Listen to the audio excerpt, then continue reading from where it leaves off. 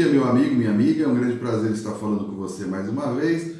Hoje eu vou responder uma questão bastante interessante, foi formulada por um colega acerca do speckle tracking no paciente com oncológico, né? E é uma ótima questão e vou tentar responder da forma que eu entendo, não é? Primeiro, a gente tem que levar em consideração o que é esse speckle tracking, para que se presta, e a gente tem que voltar um pouco no tempo. Então, 1954 foi a primeira vez que se descobriu então que a contração do miocárdio se dá pela conexão, pelo acoplamento de duas proteínas, actina e miosina. Então, é relativamente recente, se a gente pensar no contexto histórico, tudo que diz respeito à contratilidade miocárdica, vem tudo de 1954 para cá, não é? E a cardiologia sempre teve problemas, desde o seu começo, para estabelecer um método que fosse capaz de aferir a função ventricular esquerda sistólica, não é? A função do coração como bomba, afinal de contas, é a principal função do coração, é ser a bomba, né? Então, no começo, idealizava-se que o cateterismo seria a melhor forma, através da fração de ejeção do ventrículo esquerdo, né? Que é medida pelo volume diastólico final menos o volume sistólico final sobre o volume diastólico final.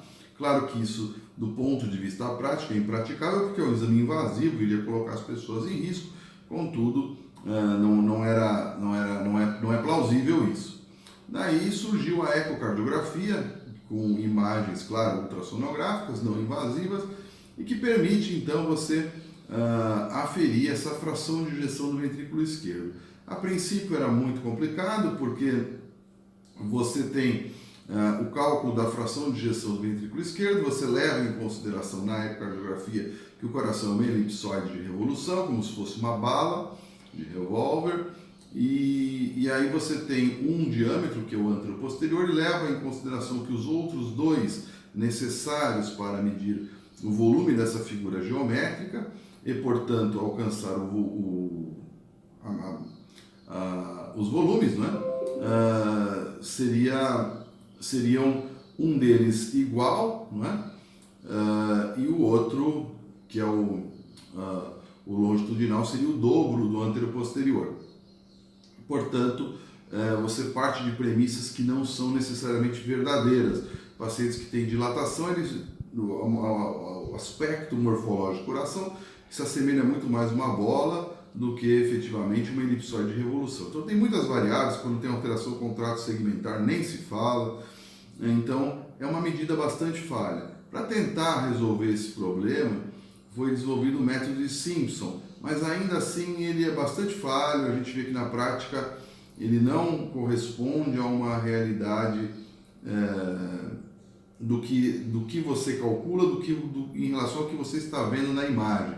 Então depende de muita prática do ecocardiografista e também depende da qualidade da imagem, depende de uma série de coisas, da janela acústica do paciente, né? Enfim, tem uma série de coisas.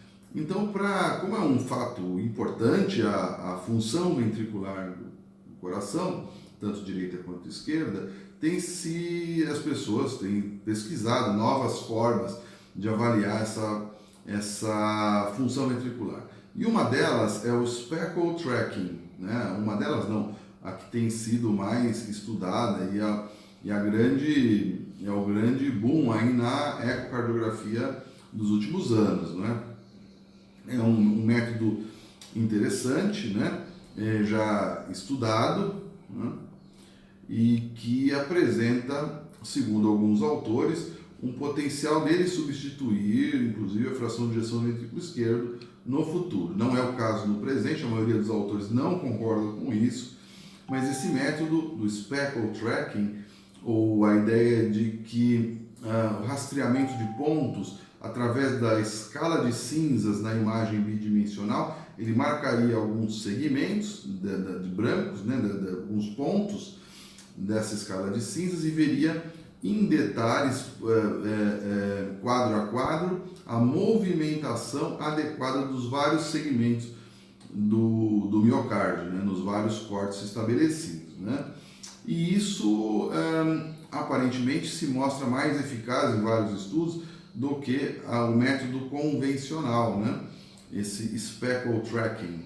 E ele é mais próximo do gold standard, né? Que é dado pela ressonância nuclear magnética cardíaca. E, portanto, ele parece ser mais plausível, mais interessante, uma vez que ele consegue ver detalhadamente esse movimento que o miocárdio tem sido descrito, que ele tem uma formação helicoidal, né? E a geração de energia para o movimento helicoidal, através dessa morfologia dele, resulta numa eficácia mecânica maior. E essa forma de medição ela é mais capaz de avaliar esses movimentos. Mas voltando à pergunta, né? Então, no speckle tracking você consegue identificar uma disfunção miocárdica subclínica, ainda que a gente chama que ainda não é cardiograma convencional. Você tem uma fração de ejeção limítrofe, ou já no speckle tracking você conseguiria ver e determinar que esse paciente tem uma disfunção leve. Então, seria de grande utilidade nesses pacientes que são submetidos à quimioterapia, que quer sejam os agentes mais antigos que promovam uma cardiotoxicidade mais permanente, ou os novos quimioterápicos que promovem uma cardiotoxicidade mais transitória, seria de grande valor, até para a gente iniciar uma terapêutica ou tentar mudar o agente quimioterápico, se for possível. Então parece bastante lógico que esse instrumento possa ser usado. Resta saber várias coisas assim, para colocar isso em prática, estudos de custo-efetividade, né? E que ele é superior ao método convencional, parece claro, para esses tipos de pacientes, e também outros que têm aumento da espessura miocárdica, várias hipertrofias, amiloidose, várias situações como essas, né? Contudo, para ser colocado por uma perspectiva mais prática, é necessário estudos de custo-efetividade. E me parece que aí é onde vai pegar, porque um aparelho de ecocardiograma com essas características, ele custa em torno de R$200 mil.